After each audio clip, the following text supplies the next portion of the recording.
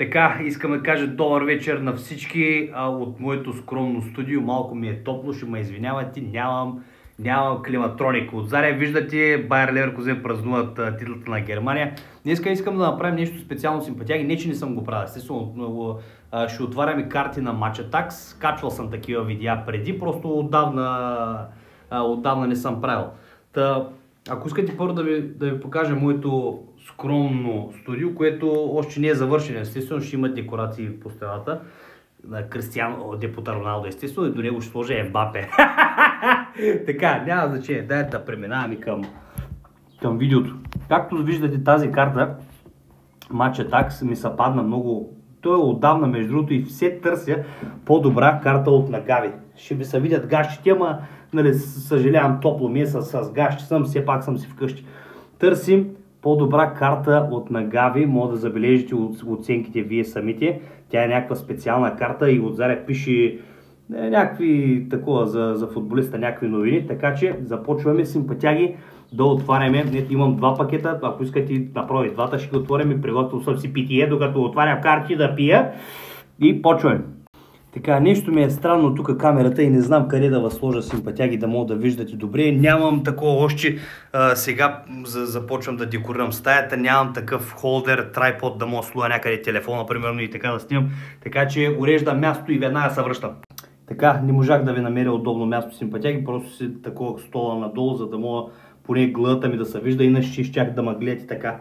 Първо да си отворя карабалото, за първи път ще я пробвам, това е Flavor Orange Blast. Така, не забравяйте, че търсим по-добра карта от Нагави. Никой път не съм, гледайте ми старите клипчета, между другото, естествено, който иска. Никой път не съм намирал по-добра карта от Нагави от Барселона, така че търсим нея. На здраве на всички, ще ви помоля, ако видеото ви харесва симпатяк, да ударите едно рамо специално за мен, знаете, аз нямам Patreon, всичко, което става тук. Така че благодаря много, на здраве. Между другото бях го забрал в фризера, е това, и после го оставих малко, защото наистина е жега и виждате за какво става въпрос. Понеже е малко ледено вътре. Майко ледено сокче, човек. Има буцки вътре. Така, започваме карти Match Attax. Между другото забравих да кажа, нито един футболист на Манчестър Юнайтед, ако не са лъжа, не ми се е падало до сега. Имам така буца карти, мога да ви покажа всички други футболисти. Между другото, гола на Груев, няма как да не ви го покажа. Гола на Груев вчера. Тък му си пуснах тук повторенията да гледам в някои срещи. Няма такъв, но за него мога да направя различен клип, ако сте фенови на Илия Груев. Надявам се така да дори един ден в Висшата лига, естествено с билото с Манчестър Юнайтед или пък с някой друг отбор, естествено да гледаме българин в... Между другото не се сещам, откакто Бербатов естествено беше в Манчестър, друг кой българин игра в Премиер лигата, просто нямам си на идея. Така, започваме. Първа карта, футболиста го виждам, отзаде между другото ще виждате последната карта, която нали, понеже ще го отварям от така. Последната карта, тя е на Реал Соседат, не знам кой е футболист, защото е тук. Така, първи футболист е на Селтик, нямаме по-добра карта от Нагави. Калтус, между другото, не го знам какъв е, чувал съм го, не знам. Така, да не забравяйте, търсиме това, не знам къде го сложа, да го забия, да седи пред камерата. Търсим по-добра карта от Нагави. Вижте каква прекрасна карта, вече. Бати готината карта. Аз с Евърли, с малката някой път си играем, викам, да ти раздам карти и гледаме номерцата тук и който има по-големия номер, той печели. Така, другата карта, Бенфика. Имаме Гонзало Рамос.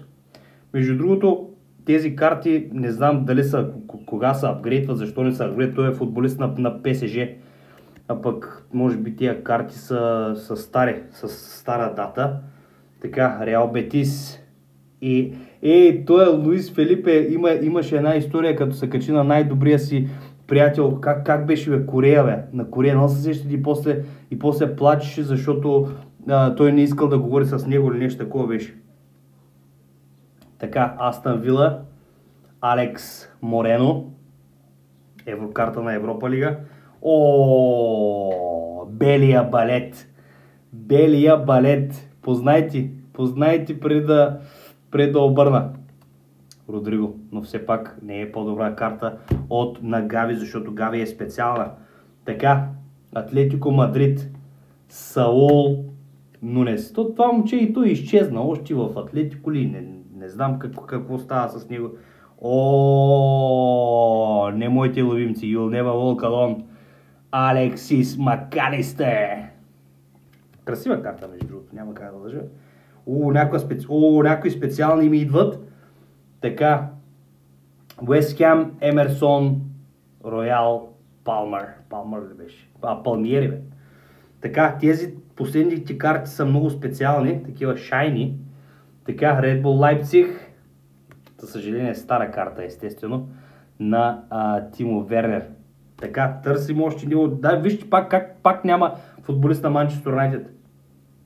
То с кой беше? Даже няма да ги гледам, аз ще ги гледам така от камерата са симпатяги, да може да става по-интересно. Няма да ги гледам, напроче ще ги показвам на камерата. Мо Сала, да е Egyptian King. Краля на Египет. И тя някаква, вижте, специална картичка.